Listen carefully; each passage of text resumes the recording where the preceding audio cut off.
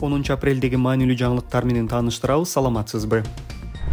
Президенттин демилгеси менен Меккеде мейманкана курула баштады. Бул тууралуу президенттик администрациянын маалыматтык саясат кызматынын жетекчиси Дайырбек Орунбеков Facebook барагына жазды. Анын айтымында мейманкананы Меккеде окуп жүргөн жана зыярат кылганы барган кыргызстандыктар акысыз пайдалана алат. Бишкек шаардык соту 9 апрелде административдик соттун Талас округундагы шайлоонун жыйынтыгын жокко чыгарган чечимин күчүндө калтырды.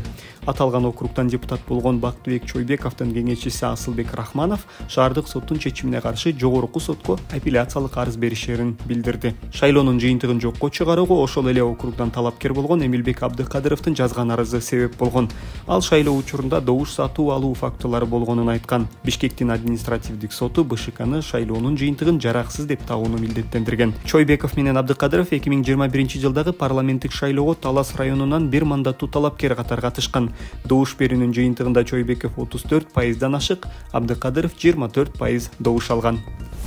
Тышкы иштер министрлиги Москвада кармалган 20 жаштагы кыргызстандык Нурмухамед Токобаевди Украинадагы согушка катышууга мажбурлап жатышканы тууралуу тараган маалыматка комментарий берди. Мекеменин маалыматына ылайык, Токобаев 2 апрелде Орусияда баңгизатын мыйзамсыз жүгүртүүгө шектелип кармалган. Кыргызстандын жаранынын Украинанын аймагындагы атайын аскердик операцияга катышууга мажбурлашканы тууралуу маалымат тастыкталган жок. Учурда мекендешибизге керектүү консулдук укуктук жардам көрсөтүү боюнча бардык чаралар көрүлүүдө дешти министрликтен. Азаттыктын маалыматына жигит курулуш жана тамак аш жеткирип берүү тармагында иштеп жүргөн, анын жакындары балага тагылган айыптарды четке кагып, жалган жала менен кармалган деп эсептейт.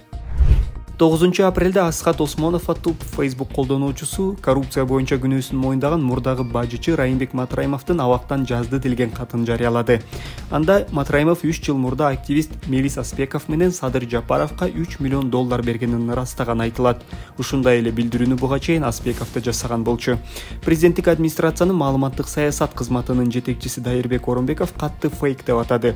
Ал катты Осмонов өзү жазып, жалган маалымат таратып жатат деп эсептейт. Осмонов 2020 жылдан кийин бийликти сындап, жалган билдирүүлөрдү таратып, адепсиз кайрылуулар менен таанымал болчу. Кийин Америкага чыгып кеткени тууралуу маалымат чыккан. Учурда Америкадан саясий башпаанеге алыш үчүн мурдагыдай адатын карматып жатат, деди ал. Мурдагы бажычынын жактоочуларынын бири жана жыйыны Мирланбек Исмаилов да каттагы кол Матраимовдун чыныгы кол тамгасына окшош эмес экенин айтып чыкты.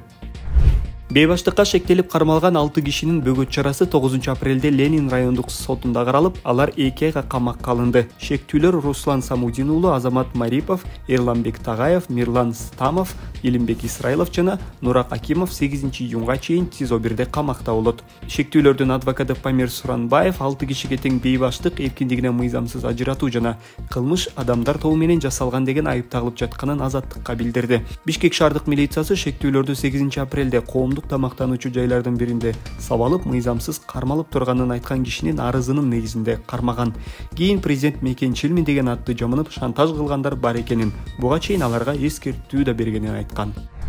Кыргызстанда орозо айт намазы коопсуздукка байланыштуу мечиттерде окулду. Тургундар саат 6:15 чогулуп, аларга баян айтылып, майрамдык намаз саат 7:30 болду. Ал эми президент Садыр Жапаров Бишкектеги Имам Сарахси атындагы Борбордук мечиттеги айт намазына катышты.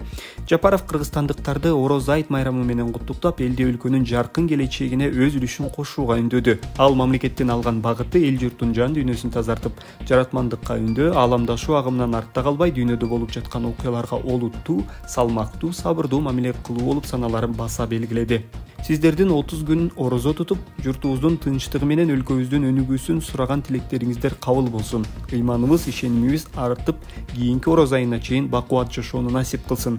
Ата-бабалардан калган асыл сапаттарыбыз менен элибизге, мамлекетибизге ак кызмат кылалы. Буга биздин каалоо да, ишеним да, эрик да бар.